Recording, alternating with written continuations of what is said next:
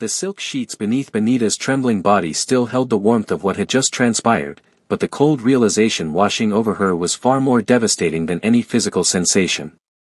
She stared at the man beside her, his perfectly sculpted chest rising and falling in the aftermath of their passion, and felt her world crumbling. The wedding ring on her finger caught the moonlight streaming through the floor-to-ceiling windows of the penthouse suite, mocking her with its gleaming presence. She had just committed the ultimate betrayal, sleeping with her husband's father, completely unaware that the mysterious, powerful man who had swept her off her feet tonight was not just any stranger, but Kang Joon-ho, the most feared Korean Mafia CEO in Seoul. If you're ready for a story that will leave you questioning everything about love, loyalty, and revenge, then you're in exactly the right place. This is going to be an emotional roller coaster that you won't want to miss a single second of. 3 hours earlier, Benita Williams had been living what she thought was a perfect life. Her marriage to Kang Min-jun, a successful businessman, seemed like a fairy tale. As an African-American woman who had fallen in love with Korean culture and eventually with Min-jun during her graduate studies in Seoul, she believed she had found her happily ever after. Their modern apartment in Gangnam was everything she had dreamed of, and Min-jun's family had welcomed her with what seemed like genuine warmth. But fairy tales, as Benita was about to discover, were nothing more than beautiful lies wrapped in false promises.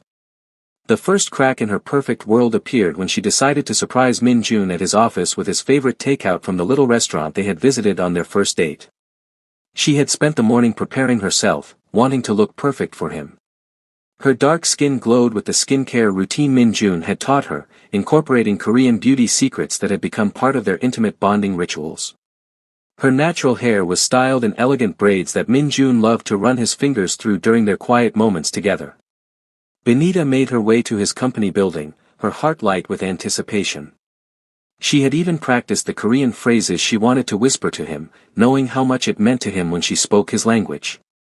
The elevator ride to the 15th floor felt eternal, but she was buzzing with excitement about seeing the smile on his face when she walked through his office door. That smile never came. Instead, she found herself frozen in the doorway, watching as Min-jun pressed her best friend Sarah against his desk, their mouths locked in a passionate kiss that spoke of familiarity and ongoing betrayal. Sarah's hands were tangled in Min-jun's hair, the same hair Benita had lovingly touched just that morning when she kissed him goodbye. The takeout container slipped from Benita's numb fingers, crashing to the floor with a sound that shattered the illusion of her perfect life. Both Min-jun and Sarah sprang apart, their faces a mixture of shock and guilt that confirmed Benita's worst fears. This wasn't a moment of weakness or a mistake. The way they moved, the way they looked at each other, told the story of a relationship that had been happening right under her nose. "Benita, I can explain," Min-jun started, his voice lacking any real conviction. "How long?" Benita's voice came out as barely a whisper, but the pain behind it was deafening. Sarah, her supposed best friend since college, couldn't even meet her eyes. "Benita, we never meant for this to happen." "How long?" Benita repeated, her voice gaining strength as rage began to replace the initial shock. 6 months, Min-jun admitted, running his hands through his disheveled hair. "But it doesn't mean anything. You're my wife. You're the one I chose." The casual cruelty of his words hit Benita like a physical blow. 6 months. Half a year of lies, of pretending to love her while betraying her with the person she trusted most in the world besides him. All those times Sarah had come over for dinner, all those girls' nights where she had confided her insecurities about being a foreigner in Korea, all those moments when Sarah had comforted her about her struggles with Min-jun's demanding work schedule. Sarah had been playing the role of supportive best friend while secretly stealing her husband's affections. "Get out," Benita said quietly. "Benita, please, let's talk about this rationally." Min-jun approached her with his hands raised as if she were a dangerous animal. "Get out." The words tore from her throat with such force that both Min-jun and Sarah flinched. Benita turned and ran from the office, ignoring Min-jun's calls behind her. She couldn't breathe, couldn't think beyond the overwhelming need to escape. The elevator felt like a cage, trapping her with the scent of Sarah's perfume that still clung to her clothes and the image of their betrayal burned into her retinas. She found herself wandering the streets of Seoul, her tears mixing with the light rain that had begun to fall. Everything she had believed about her life, about the people she loved most, had been a lie. The city that had become her home now felt foreign and hostile, full of whispers in a language she was still learning and pitying looks from strangers who could see her distress.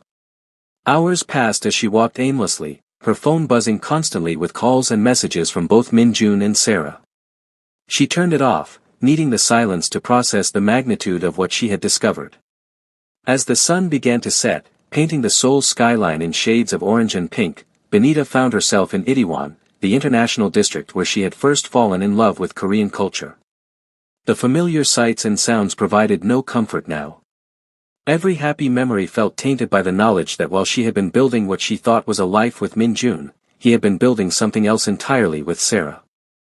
That's when she saw him. He was sitting alone at an upscale bar, his presence commanding attention despite his apparent solitude. Even from across the room, Benita could see the power that radiated from him. He was older than the men she usually noticed, probably in his 40s, with silver threading through his jet-black hair and lines around his eyes that spoke of experience and perhaps secrets. His suit was impeccably tailored, and everything about him screamed wealth and authority. But it wasn't his obvious affluence that drew her attention.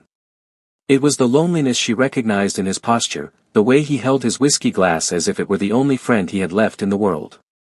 In that moment, she saw a reflection of her own isolation. Before she could second-guess herself, Benita found herself walking toward him. The alcohol she had consumed at 2 previous bars had loosened her inhibitions and dulled the sharp edges of her pain just enough to make her bold. "Is this seat taken?" she asked in Korean, gesturing to the empty barstool beside him. He looked up, and Benita felt her breath catch. Up close, he was even more striking. His dark eyes seemed to see straight through to her soul, and when he smiled, it was both devastatingly handsome and slightly dangerous. "Please," he replied in accented English, recognizing her American origins despite her fluent Korean. "I could use the company." His voice was deep and smooth, with an undertone that suggested he was a man accustomed to being obeyed. Benita slid onto the barstool, suddenly very aware of how she must look after hours of crying and wandering in the rain. "Rough day?" he asked, signaling the bartender for another round. "You could say that," Benita laughed bitterly.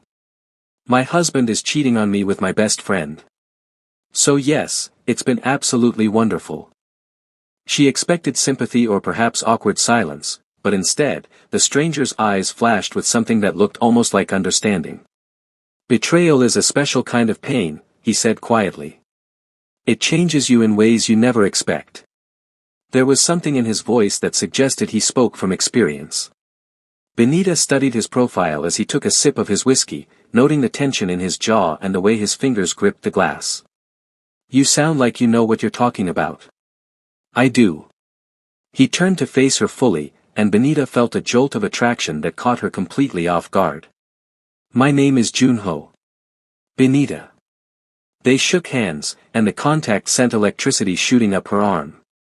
His grip was firm and warm, and he held her hand just a moment longer than necessary before releasing it. "Beautiful name for a beautiful woman," he said, and somehow it didn't sound like a cheesy pickup line. "Though I suspect you don't feel very beautiful right now." His perceptiveness surprised her. "How did you know?" "Because when someone rips your heart out and shows you how little you meant to them, it makes you question everything about yourself. Including your worth." The accuracy of his observation hit her like a physical blow. That was exactly how she felt. Worthless. Used. Disposable.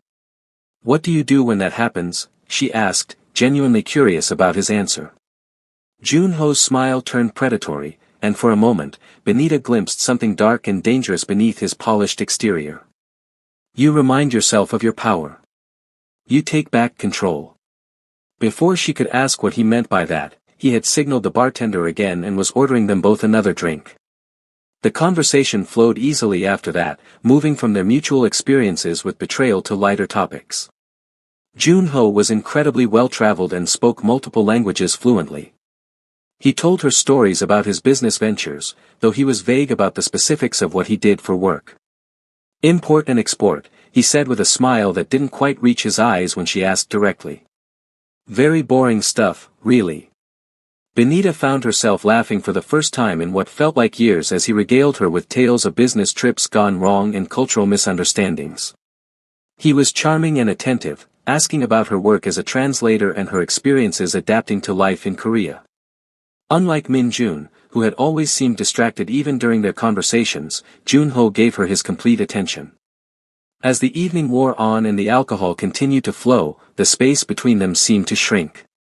Jun-ho's hand found its way to her knee as he leaned in to hear her better over the bar's music, and Benita didn't pull away.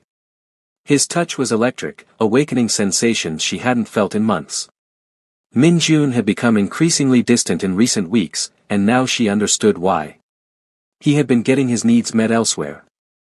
"I should probably go home," Benita said eventually, though she made no move to leave. "Should you?" Jun-ho's voice was low and intimate. "To an empty apartment where you'll do nothing but replay what you saw today and torture yourself with questions that have no good answers."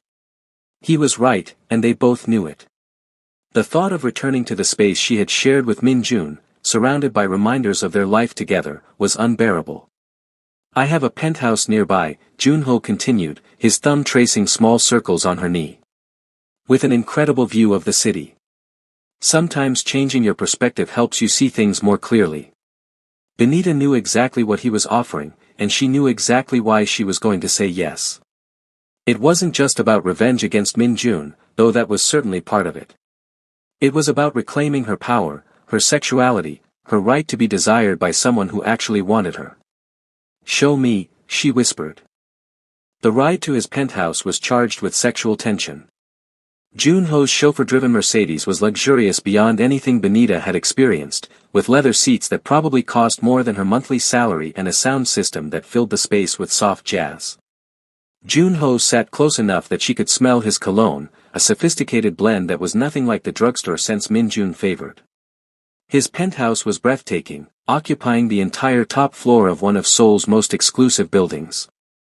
Floor-to-ceiling windows provided a panoramic view of the city lights, and the interior was decorated with a mixture of modern Korean aesthetics and obviously expensive international pieces. "Drink?" Jun-ho asked, moving to a bar that looked like it had been lifted from a five-star hotel. "Please." He poured them both glasses of wine that probably cost more than Benita made in a week, and they stood at the windows looking out over Seoul. The city spread below them like a glittering carpet, and for a moment, Benita felt like she was floating above all her problems. "How do you afford all this?" she asked, gesturing at the obvious wealth surrounding them. Jun-ho's smile was enigmatic. "I'm very good at what I do." Before she could pursue that line of questioning, he had moved behind her, his hands settling on her shoulders. Benita could feel the heat of his body through the thin fabric of her dress, and when he began to massage the tension from her neck and shoulders, she couldn't suppress a small moan of pleasure. "You're wound so tight," he murmured against her ear, his breath sending shivers down her spine. "It's been a stressful day," she managed to say, though her voice was breathy and weak. His hands moved lower, skimming down her arms and back up again in a touch that was both soothing and arousing. "Let me help you forget." When Benita turned in his arms, she could see her own desire reflected in his dark eyes. There was a moment of hesitation, a final opportunity to walk away and remain faithful to her cheating husband. But then she thought of Min-jun's hands on Sarah, of the months of lies and deception, of the casual way he had dismissed their marriage as meaningless. "Make me forget everything," she whispered against Jun-ho's lips before kissing him with a passion that surprised them both. If you're loving this intense drama as much as I am, make sure to hit that subscribe button and ring the notification bell so you never miss these incredible stories. Trust me, you won't want to miss what happens next. What followed was the most intense night of Benita's life. Jun-ho made love to her with a skill and attention that made her realize how much she had been settling for in her marriage. He worshipped her body as if she were a goddess, taking his time to explore every curve and hollow with his hands and mouth until she was trembling with need. When he finally joined with her, it was with a passion that felt almost desperate, as if they were both trying to lose themselves in each other. They made love multiple times throughout the night, sometimes tender and slow, other times urgent and almost violent in their need for each other. Jun-ho seemed to understand exactly what she needed without her having to ask, and Benita found herself responding to him in ways she never had with Min-jun. It was only in the aftermath, as they lay tangled in his expensive sheets with the Seoul skyline glittering beyond the windows, that reality began to creep back in. Benita stared at her wedding ring, still gleaming on her finger despite everything that had happened. Regrets? Junho asked softly, following her gaze. I don't know, Benita answered honestly. Should I have them? That depends on what you want to do next. Before she could ask what he meant, his phone buzzed on the nightstand. Junho glanced at it and frowned, his entire demeanor shifting in an instant from satisfied lover to something much harder and more dangerous. I have to take this, he said, already moving away from her and reaching for his robe. Benita watched him walk to the far end of the room before answering, speaking in rapid Korean that was too quick and too quietly spoken for her to follow. But she caught enough words to understand that whatever business he was discussing was serious and potentially dangerous. When he hung up and returned to bed, his expression was troubled. Everything okay? Benita asked. Business complications, he said dismissively, but she could see the tension in his shoulders. They dozed fitfully for a few hours, and when Benita woke, pale morning light was filtering through the windows. Junho was already awake, staring at his phone with an expression that made her blood run cold. What is it? She asked, though she wasn't sure she wanted to know. He showed her the screen, and Benita's world tilted off its axis for the second time in 24 hours. It was a news article about a business merger, complete with photos of the key players. And there, smiling confidently at the camera in what was obviously a family photo, were Junho and Minjun. Father and son. The phone slipped from her numb fingers as the full magnitude of what she had done crashed over her. She had just spent the night having passionate sex with her husband's father. The man she had poured her heart out to about Minjun's betrayal was Minjun's own father. You knew, she whispered, her voice hollow with shock. Junho's expression was carefully neutral. I suspected when you mentioned your husband's name during our conversation last night. And you said nothing? Benita scrambled out of bed, suddenly desperate to put distance between them. Would it have changed anything? His voice was calm, almost clinical. You were already betrayed. You were already hurting. You were already looking for a way to take back your power. This is sick, Benita said, grabbing her clothes from the floor and pulling them on with shaking hands. This is twisted and wrong, Anne. And effective, Junho interrupted. Minjun took something precious from you. Now you've taken something from him. The casual way he spoke about it, as if this were just another business transaction, made Benita's stomach turn. You used me. We used each other, he corrected. And we both got what we needed. Benita fled the penthouse without another word, her mind reeling as she tried to process what had happened. The elevator ride down felt like a descent into hell, and by the time she reached the street, she was hyperventilating. She had to get home. She had to think. She had to figure out what to do with the knowledge that she had just committed an act of betrayal so profound that it would destroy not just her marriage, but potentially an entire family. The apartment she shared with Minjun felt like a crime scene when she walked through the door. Every surface, every piece of furniture, every photograph seemed to mock her with memories of the life she had thought they were building together. Minjun wasn't there, probably still at Sarah's place or maybe back at his office, but his presence lingered in everything from the coffee cup he had left in the sink to the book he had been reading that was still open on the nightstand. Benita sat on their bed, the same bed where they had made love just 2 nights ago, and tried to make sense of the chaos her life had become. In the span of 18 hours, she had discovered her husband's affair, slept with his father, and learned that the man who had comforted her in her darkest moment had been playing a game she didn't even know existed. Her phone, which she had finally turned back on during the taxi ride home, was full of increasingly frantic messages from Minjun. The progression from casual concern to genuine panic painted a picture of a man who had realized exactly how badly he had messed up. Baby, where are you? I'm worried. Benita, please come home so we can talk. I know you're upset, but running away isn't going to solve anything. Sarah told me she saw you leaving with some man. Please tell me you didn't do anything stupid.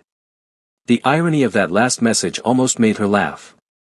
If only he knew just how stupid the thing she had done actually was. Benita was still staring at her phone when she heard Min Jun's key in the door. She had been dreading this moment, but now that it was here, she found herself oddly calm. Maybe it was shock, or maybe it was the knowledge that whatever happened next, she now held cards in this game that Min Jun couldn't even imagine. Benita? Min Jun's voice echoed through the apartment, cautious and uncertain. In here, she called from the bedroom. He appeared in the doorway looking haggard and worried, his usually perfect appearance disheveled in a way that suggested he hadn't slept. When he saw her sitting calmly on the bed, relief flooded his features. Thank God you're okay. I was so worried when you didn't come home last night. Were you? Benita's voice was steady, betraying none of the turmoil raging inside her. Or were you just worried that I might do exactly what you've been doing for the past 6 months? Min Jun flinched at the accusation. Benita, what happened with Sarah? It's complicated. No, it's really not. Benita stood up, facing him with a composure that seemed to unnerve him. You made a choice to betray our marriage. You made that choice every day for 6 months. There's nothing complicated about that. I love you, Min Jun said desperately. What happened with Sarah doesn't change that. You're my wife. You're the woman I want to spend my life with. And yet you've been spending your body with someone else. The crude accuracy of her statement made Min Jun wince. It was just sex, Benita. It didn't mean anything. Just sex, Benita repeated thoughtfully. So if I had just sex with someone else, that would be okay. As long as it didn't mean anything. That's different. How? Min Jun struggled for an answer that didn't make him sound like a hypocrite. Because you're my wife. Because I trust you to be better than that. The breathtaking arrogance of his response almost broke through Benita's carefully maintained calm. He had betrayed her in the worst possible way, but he still expected her to be faithful to him. He still believed that he deserved her loyalty while giving none in return. Your trust, she said slowly. How interesting. Tell me, Min Jun, what else should I know about your family's business dealings? The question caught him off guard. What are you talking about? Your father's import and export business. What exactly does he import and export? The color drained from Min Jun's face, and Benita knew she had hit a nerve. Why are you asking about my father? Because I met him last night. The silence that followed was deafening. Min Jun stared at her as if she had just spoken in a foreign language, his mouth opening and closing without any words emerging. You, what? I met your father last night. Jun-ho. Charming man. Very good listener. He had some fascinating insights about betrayal and how it changes people. Benita, please tell me you didn't. Didn't what? Her voice was sweet poison. Didn't do exactly what you've been doing for the past 6 months. Didn't seek comfort in someone else's arms when my spouse betrayed me. You slept with my father. The words came out as barely a whisper, but the horror in them was unmistakable. I did. Benita's calm admission hit Min Jun like a physical blow. Multiple times, actually. He's very thorough. Min Jun staggered backward as if she had struck him, his face cycling through shock, disgust, and rage in rapid succession. You're lying. Am I?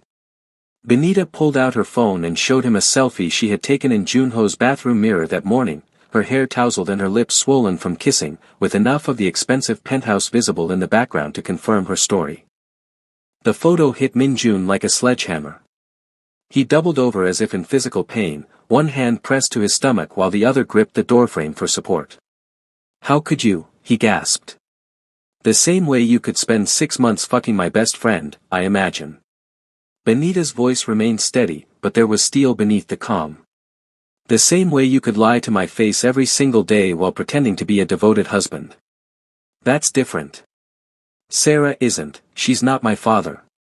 No, she's just the person I trusted most in the world besides you. But I suppose family loyalty is more important than marriage vows in your value system. Min Jun straightened, his shock giving way to anger. You sick, twisted. Careful, Benita interrupted. You might say something you can't take back. Something that would make it very difficult for us to work through this like the mature adults we supposedly are. The threat in her voice stopped Min-jun cold.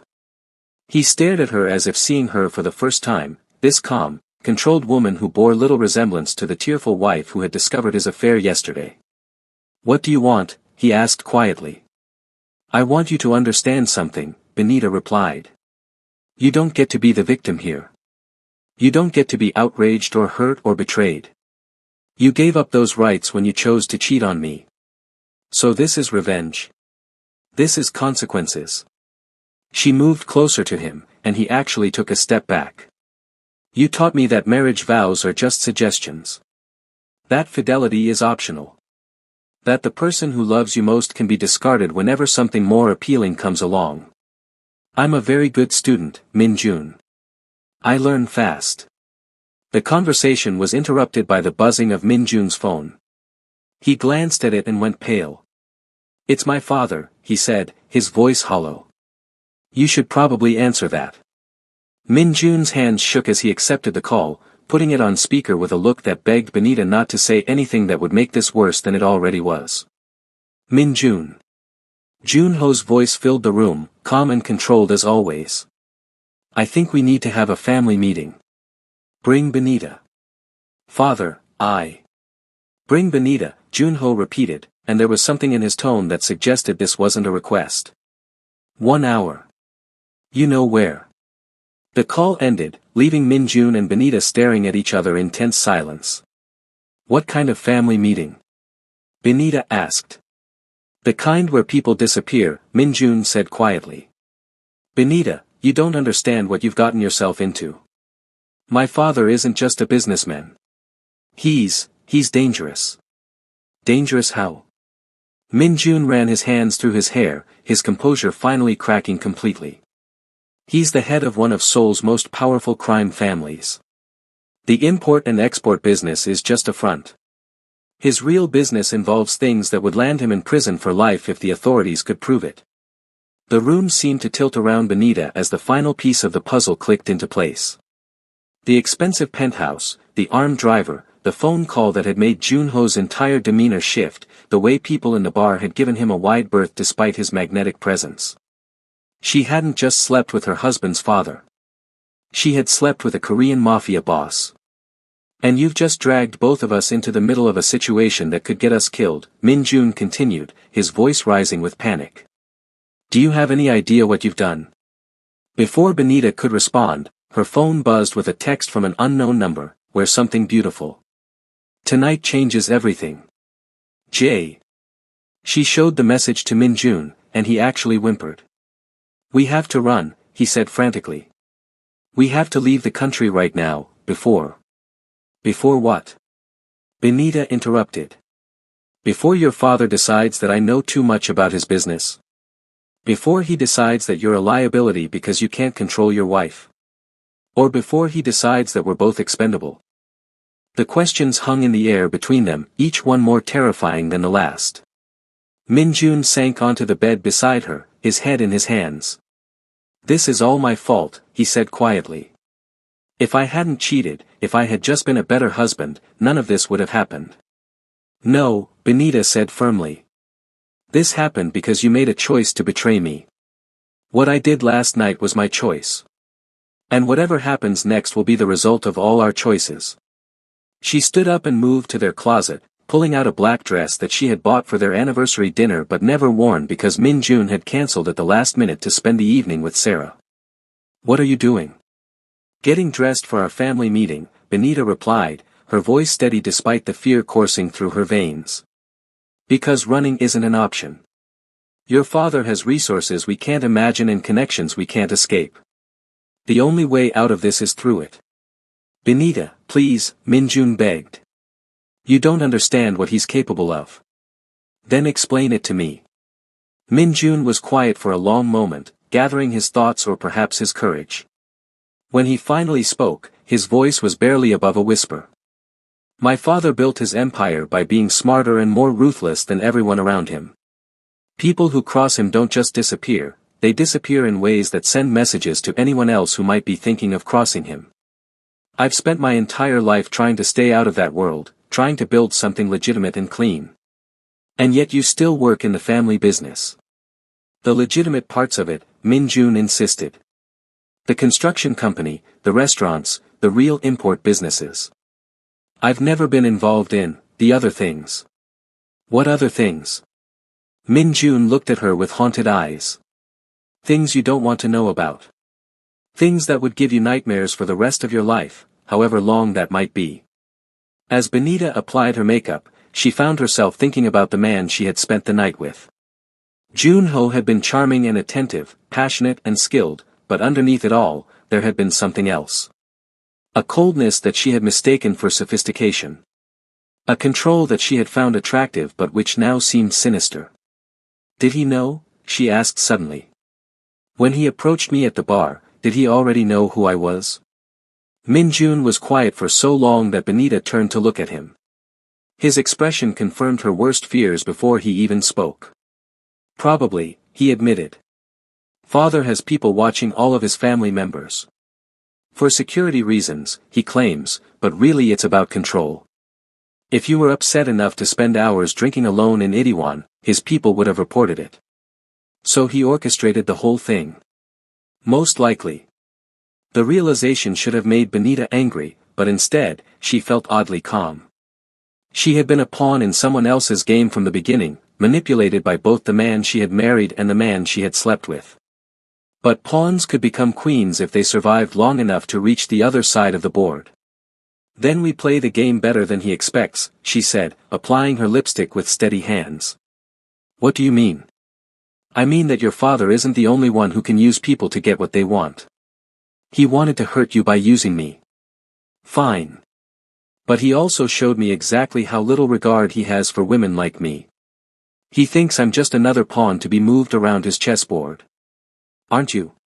Benita turned to face Min-jun, and he recoiled from the dangerous glint in her eyes. Not anymore. The drive to Jun-ho's private office took them through parts of Seoul that Benita had never seen before. The gleaming skyscrapers and trendy neighborhoods gave way to older, grittier areas where the buildings were lower and the shadows seemed deeper.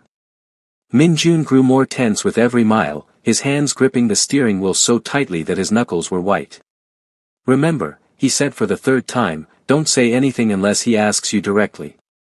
Don't volunteer information. Don't try to be clever or sarcastic. Just answer his questions and let me handle everything else. And if he decides to handle us the way he handles other problems, then we hope we die quickly. The building they eventually stopped at looked innocuous enough from the outside, a mid-rise office complex that could have housed any number of legitimate businesses. But Benita noticed the security cameras positioned at every possible angle and the men in expensive suits who seemed to be loitering with no particular purpose except to watch who came and went. Inside, they were escorted by two large men who said nothing but radiated menace with every step. The elevator ride to the top floor was silent except for the soft jazz playing through hidden speakers, an incongruously cheerful soundtrack for what felt like a journey to their doom. Jun-ho's office was a study in contrasts. Traditional Korean artwork hung beside modern abstract paintings. An antique tea set sat on a glass desk that probably cost more than most people's cars. Floor-to-ceiling windows provided a panoramic view of the city, but the glass was clearly bulletproof and the blinds were positioned to prevent anyone from seeing inside. Jun-ho himself was seated behind his desk, looking every inch the successful businessman in his perfectly tailored suit. If Benita hadn't known about their night together, if she hadn't seen him naked and vulnerable in the aftermath of passion, she might have been fooled by the image he projected. But now she could see the predator beneath the polish. Min-jun, Benita. He greeted them with the same calm courtesy he might have shown any business associates. Please, sit. The chairs positioned in front of his desk were comfortable but positioned slightly lower than his own, a subtle power play that put visitors at a disadvantage. Benita sat with her back straight and her hands folded in her lap, projecting a confidence she was far from feeling. I suppose you're wondering why I asked you both here, Jun-ho began, his tone conversational. Father, about last night, Min-jun started, but Jun-ho held up a hand to silence him. Last night was illuminating in many ways, he continued. It revealed several truths that I think we need to discuss openly. His eyes moved to Benita, and she felt that same dangerous attraction that had drawn her to him in the bar. Even knowing what he was, even knowing that he had manipulated her, her body still responded to his presence. The first truth, Junho said, is that my son is a fool who doesn't appreciate what he has. Minjun's face flushed red, but he said nothing. The second truth is that Benita is far more interesting than any of us realized. Interesting how?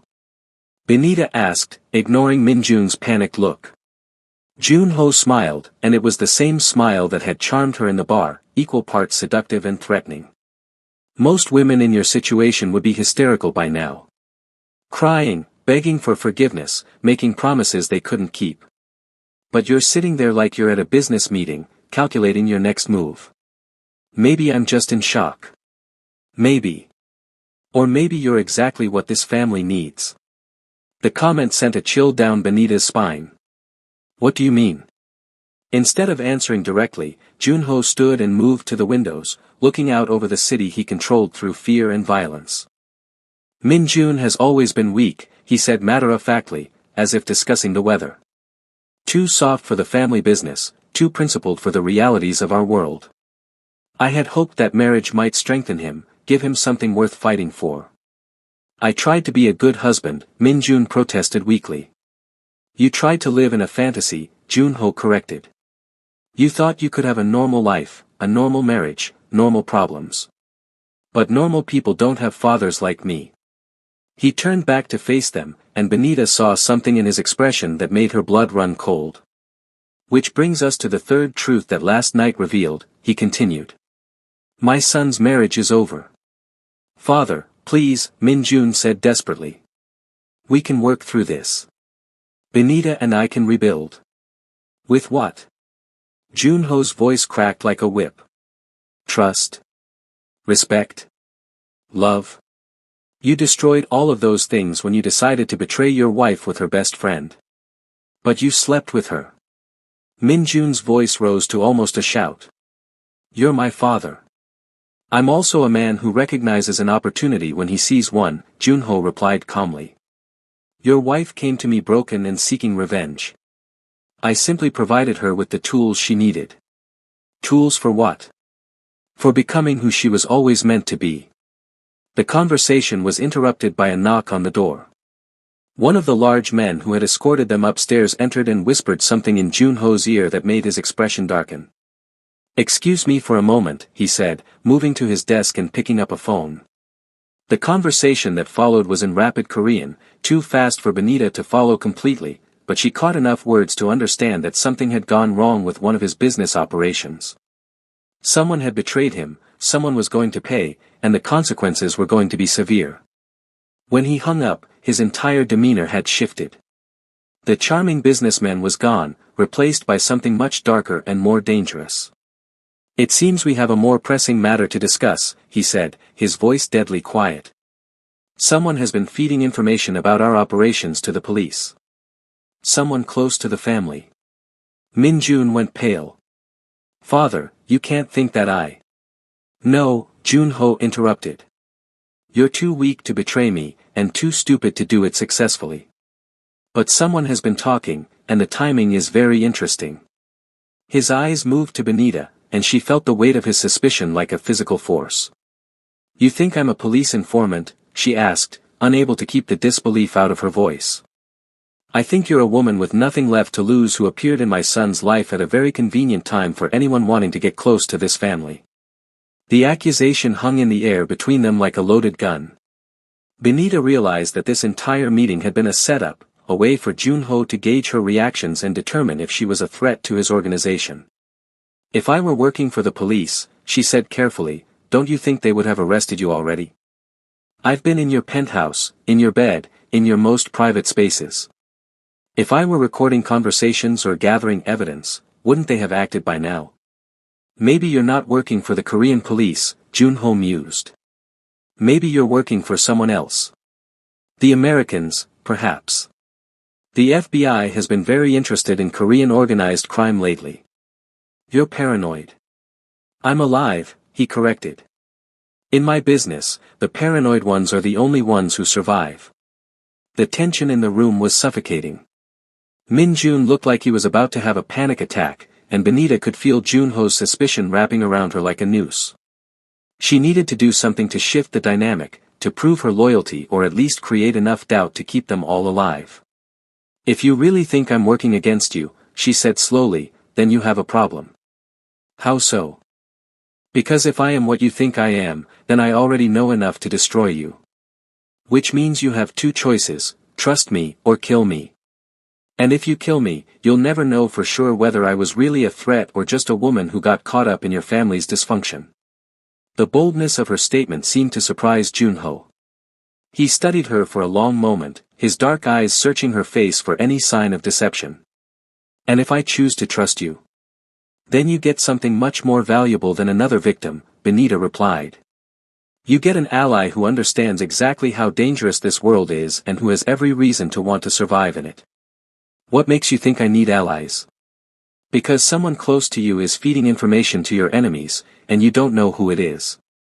Because your son is too weak to help you and too much of a liability to ignore. Because you're getting older and the younger wolves are starting to circle, waiting for you to show any sign of weakness." The accuracy of her observations seemed to strike a nerve.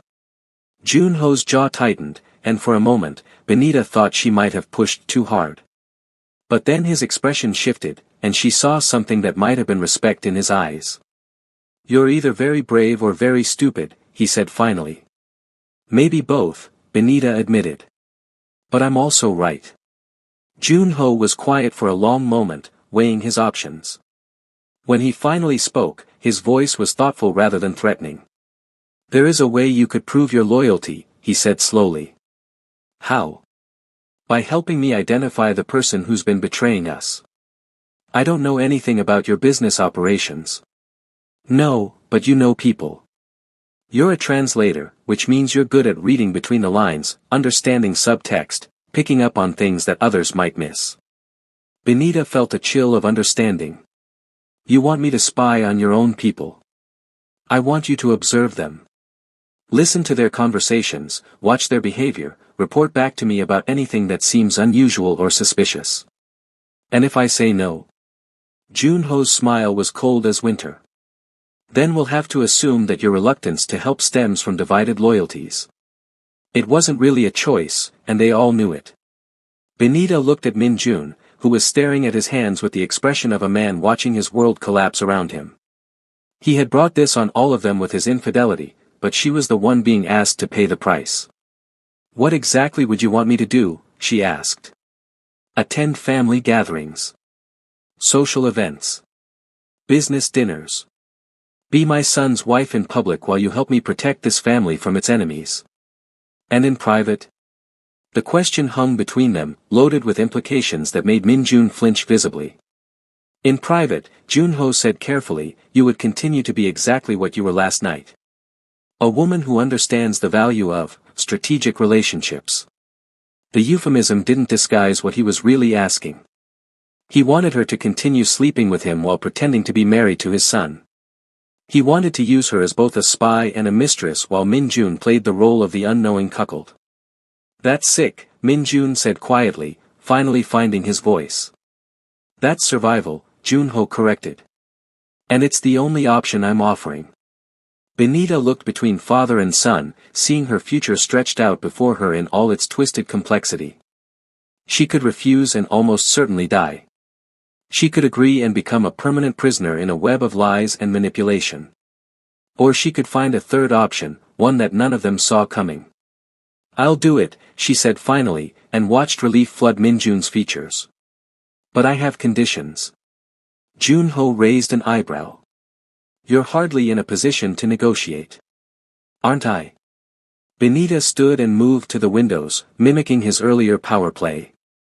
"You need me more than I need you, or you would have had me killed already instead of trying to recruit me." "Explain." "You're facing a crisis of loyalty within your organization, and you don't know who to trust. Your son is weak and compromised. Your enemies are getting bolder and your allies are getting nervous. In that situation, having someone on your side who has nothing to lose and everything to gain isn't just useful, it's essential." She turned to face him, and saw that she had his full attention. "So yes, I'll be your spy." I'll attend your family gatherings and business dinners. I'll smile and play the role of the devoted daughter-in-law while I listen for information that might help you identify your enemies. And my other requirements? We'll discuss those privately. But I want Min Jun to understand that his role in this arrangement is purely ceremonial. Our marriage is over in everything but name. Min Jun's face crumpled, but he said nothing. He knew that any protest would only make things worse for all of them. Very well, Junho said after a moment. I'll have my lawyer draw up the necessary agreements. Agreements? Did you think this would be a handshake deal? His smile was sharp as a knife. Everything will be documented, Benita. Your responsibilities, your compensation, the consequences of betrayal. In my business, we believe in putting things in writing. As if summoned by his words, one of the large men entered the office carrying a leather portfolio. He placed it on Junho's desk and retreated without a word. Preliminary contracts, Junho explained, opening the portfolio to reveal several thick documents. I had them prepared while we were talking. The efficiency of it was terrifying. He had anticipated her agreement, planned for her capitulation, prepared for her enslavement with the cold precision of a predator who had done this many times before. But as Benita moved closer to look at the contracts, she noticed something that Junho probably thought she was too scared to catch. The signature lines weren't just for her, they were for someone else as well. Someone whose involvement in this arrangement he hadn't mentioned. Who else is signing these? She asked. Junho's smile widened. Why don't you ask her yourself? The office door opened, and Benita's world tilted on its axis for the third time in 2 days. Sarah walked in, looking perfectly composed and utterly unsurprised to see them there. Hello, Benita, she said with a smile that was equal parts apologetic and triumphant. I think it's time we all had an honest conversation. And there it is, everyone. Just when you thought this story couldn't get any more twisted, we've got another major revelation. Make sure you're subscribed because this roller coaster is far from over, and I promise you, the next part is going to blow your mind. The sight of Sarah walking into Junho's office as if she belonged there sent Benita's mind reeling. Her former best friend looked completely at ease, dressed in an expensive suit that Benita had never seen before and carrying herself with a confidence that spoke of familiarity with these surroundings. Sarah. Min Jun's voice was barely a whisper. What are you doing here? Playing her role, Junho answered before Sarah could speak. Just as she has been for the past year. The implications of his words hit Benita like a physical blow. A year? But you said the affair had only been going on for 6 months. The affair has been going on for 6 months, Sarah confirmed, taking a seat as if this were a casual business meeting. But my employment with Mr. Kong began much earlier than that. Employment? Benita stared at the woman she had considered her closest friend, trying to reconcile this stranger with the person who had held her while she cried over her struggles with adapting to Korean culture. Sarah has been very useful to me, Junho explained. As your friend, she had access to information about my son's marriage, his habits, his weaknesses. Information that has proven quite valuable. You've been spying on us this entire time. Min Jun's voice rose with incredulous anger. I've been protecting family interests, Sarah replied coolly.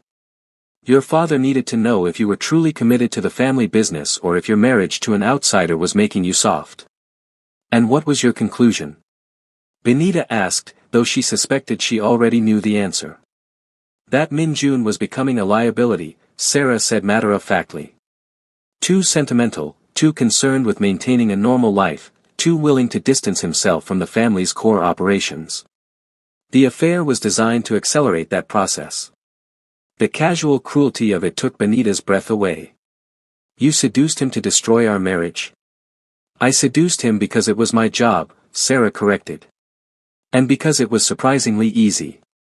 He was so hungry for someone who understood his world, someone who didn't ask uncomfortable questions about where his money came from or why he worked such odd hours.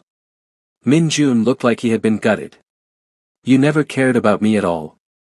I cared about the mission, Sarah replied. Personal feelings were irrelevant. But why? Benita demanded. Why go to such elaborate lengths to destroy our marriage? If Min Jun was becoming a problem for the family business, why not just handle it more directly? Junho's smile was cold as winter. Because my son, for all his weaknesses, is still my son. I don't kill family members unless absolutely necessary. But I do neutralize threats to the organization, even when those threats come from within. So you orchestrated all of this, Benita said, the full scope of the manipulation becoming clear. Sarah's friendship with me, her affair with Min Jun, my discovery of their betrayal, our meeting at the bar. I orchestrated opportunities, Junho corrected. The choices you all made were your own. Bullshit. The word came out harsh and bitter. You manipulated us like puppets. I presented you with situations and let you reveal your true natures, he replied calmly. Min Jun revealed that he was weak and selfish. Sarah revealed that she was ambitious and pragmatic. And you? What did I reveal? That you're exactly what this family needs. Before Benita could ask what he meant by that, Sarah spoke up. The contracts aren't just for you, Benita. They're for both of us. Benita looked down at the documents again, this time noticing details she had missed in her shock. There were indeed signature lines for both her and Sarah, with clauses that outlined their respective roles in what was essentially an elaborate deception. You want us to work together. The idea was so absurd that Benita almost laughed. I want you to complement each other, Junho said. Sarah knows the family business inside and out. She understands the players, the politics, the unspoken rules. But she's also compromised now. Too many people know about her relationship with Min Jun for her to be as effective as she once was. And me? You're a fresh face. An outsider who married into the family for love, not ambition. People will trust you in ways they never trusted Sarah. People will trust me to do what? To help me identify the traitor in our organization, Junho said simply. Someone has been feeding information to law enforcement. Someone with access to high-level family meetings and strategic planning sessions. Someone who knows enough about our operations to cause serious damage. And you think having 2 women spy on your people will solve that problem? I think having 2 women who understand the consequences of betrayal will be very motivated to succeed. The threat underlying his words was unmistakable. Failure wasn't an option, and the consequences of disappointing him would be severe. What happens to Min Jun in all this? Benita asked. Min Jun will continue to play his role as your husband and my son, Junho replied. But his real function will be as a cover story for your activities. No one will suspect his wife and his mistress of working together to investigate the family. The twisted logic of it was almost admirable in its complexity. Min Jun would be humiliated but alive, serving as unwitting camouflage for an operation designed to root out disloyalty within his father's criminal organization. I need to think about this, Benita said finally. I'm afraid that's not an option, Junho replied. The situation is too urgent for extended deliberation. You sign now, or you become a liability that needs to be eliminated.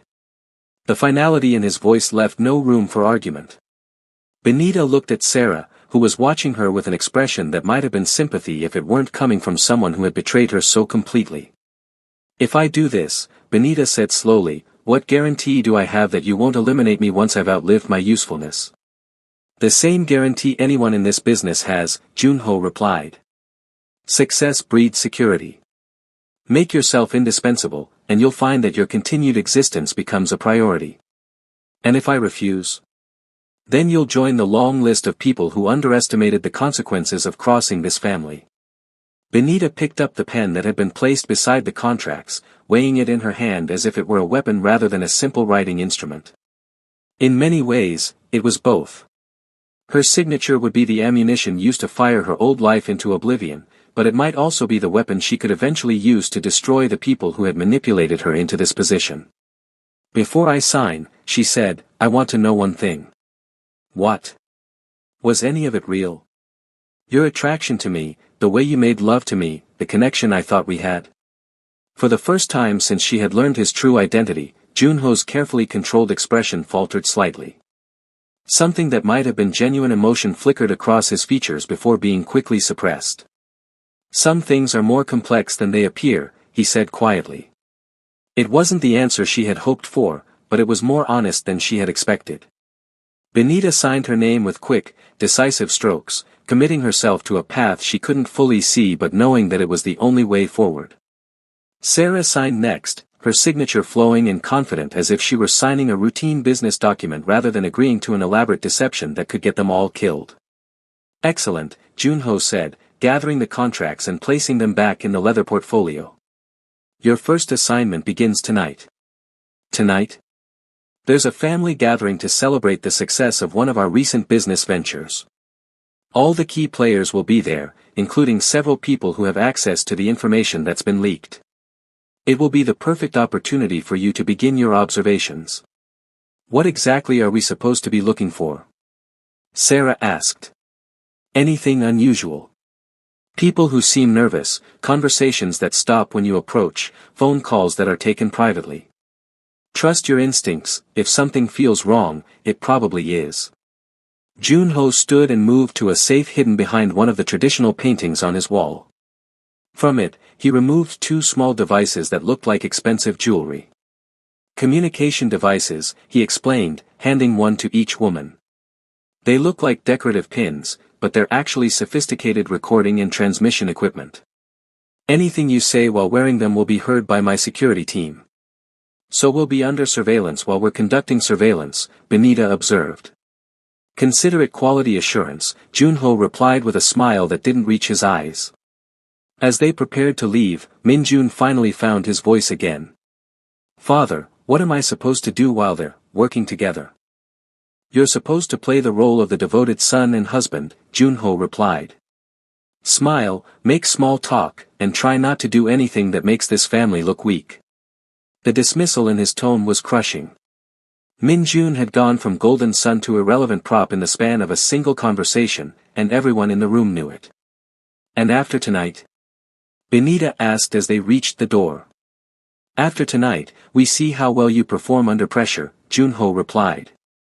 Success will lead to additional opportunities. Failure. He didn't need to finish the sentence. They all understood the stakes. As they rode the elevator down to the ground floor, the three of them stood in silence, each lost in their own thoughts about how dramatically their lives had changed. When they reached the parking garage, Sarah finally spoke. I know you hate me, she said to Benita. And you have every right to. But if we're going to survive this, we need to work together. Work together? Benita's voice was sharp with anger. You destroyed my marriage, betrayed my trust, and manipulated me into becoming part of some criminal enterprise. And now you want to be partners? I want us both to stay alive, Sarah replied bluntly. Because whatever you think of me personally, I know how this world works.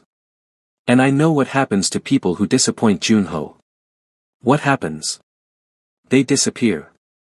Completely. No bodies, no evidence, no closure for the families who wonder what happened to them. The stark brutality of it sent a chill down Benita's spine. She looked at Minjun, who was leaning against his car with the expression of a man who had lost everything. Are you going to be okay? She asked him. No, he replied honestly. But I'll survive. We all will, as long as we do exactly what my father wants. As they drove home to prepare for the evening's gathering, Benita found herself thinking about the strange turn her life had taken. 48 hours ago, she had been a happily married woman with a job she loved and a future she was excited about.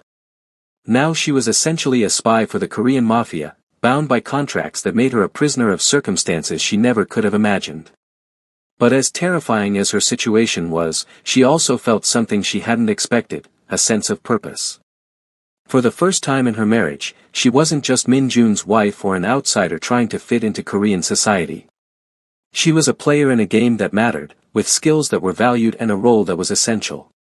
The question was whether she could play the game well enough to survive it, and whether she could find a way to turn the tables on the people who had manipulated her into playing it in the first place.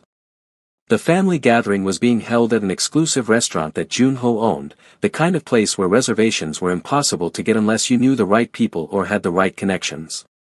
As Benita and Minjun arrived, she could see armed security positioned discreetly around the perimeter and noticed that every server and staff member moved with the kind of precision that suggested military training. Inside, the atmosphere was one of subdued celebration. Expensive suits and designer dresses filled the private dining room, and conversations were conducted in a kind of hushed tones that suggested serious business disguised as social pleasure. Junho greeted them at the door, playing the role of gracious host and devoted father perfectly. To any outside observer, he was simply a successful businessman celebrating with family and close associates. Only Benita and the other people in the room who knew the truth could see the predator beneath the polished exterior. "Benita," he said warmly, taking her hand and kissing her cheek in a gesture that seemed paternal but sent electricity shooting through her body. "You look beautiful tonight."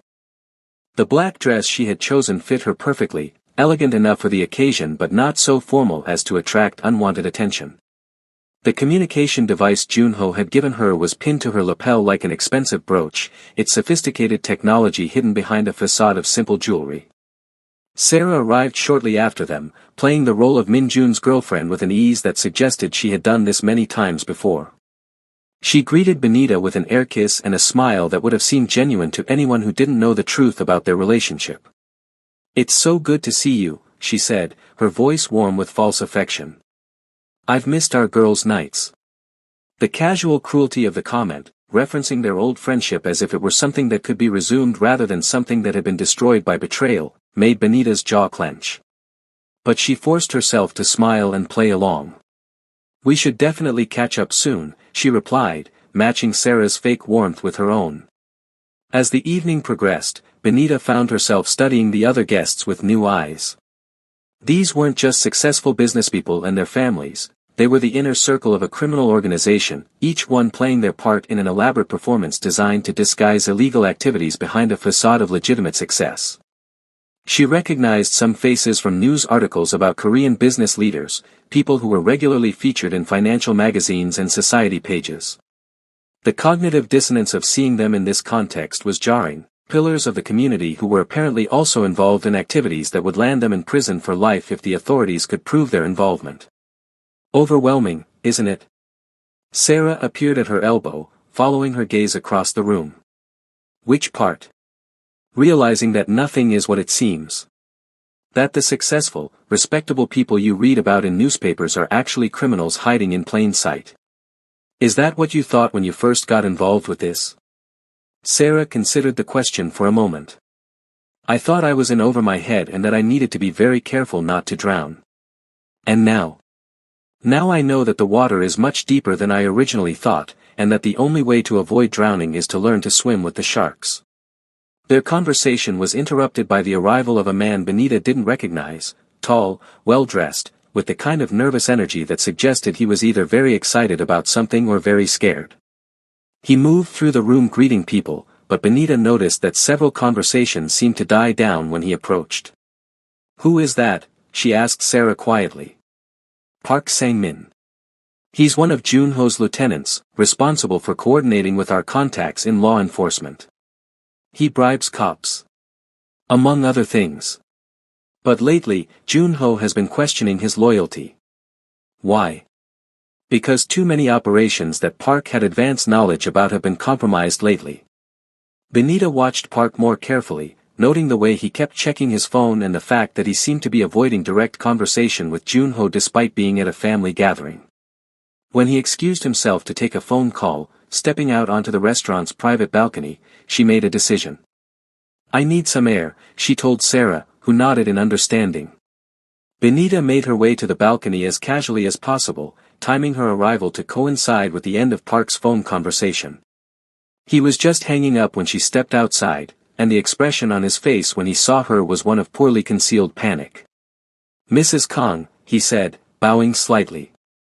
"I hope you're enjoying the evening." "It's been very enlightening," Benita replied, moving to stand beside him at the balcony railing.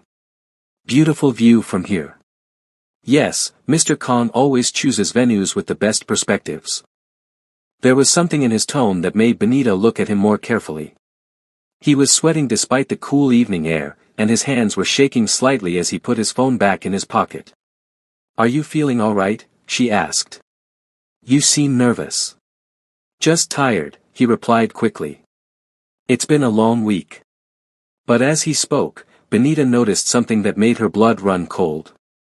When he had put his phone away, the screen had briefly lit up, showing the contact information for his most recent call.